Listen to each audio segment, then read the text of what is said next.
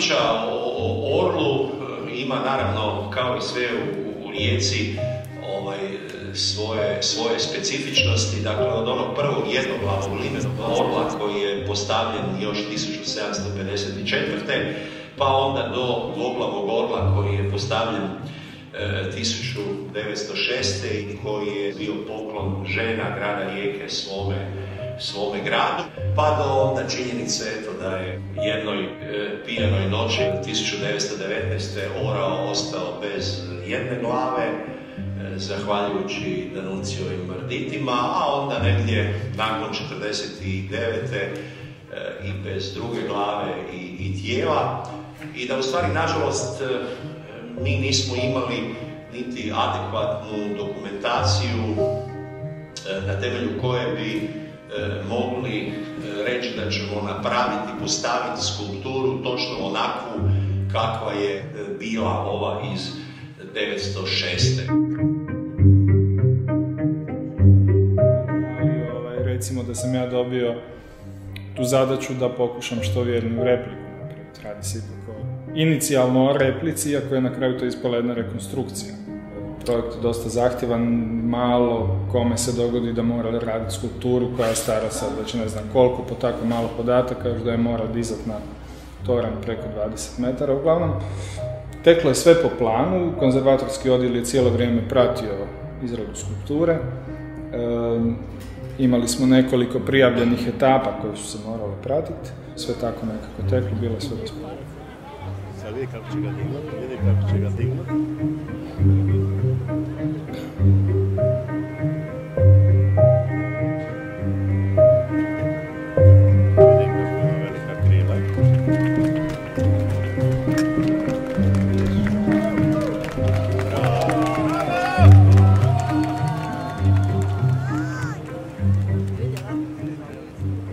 I to je na neki način dobro.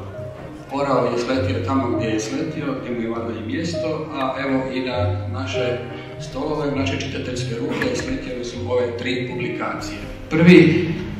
Prvi moment u tim publikacijama jest knjiga doktora znanosti Damira Tulića Riječki orao u povijesno-umjetničkom kontekstu.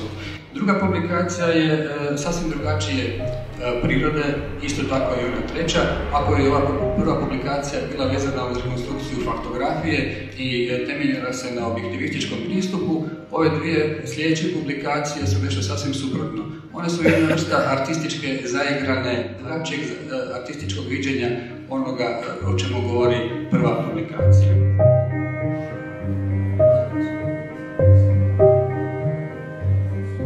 Ćosić iz EPK, odnosno Europske predstavnice kulture, pozvao me prije nekih mjesec dana ili malo više da napravim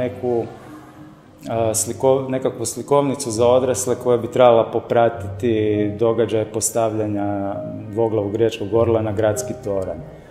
Znači, trebalo se raditi o slikovnici, međutim, kad sam to počeo crtati i pisati, izvlačeći likove i tekstove iz bjeline papira, likovi su u jednom trenutku sami od sebe progovorili.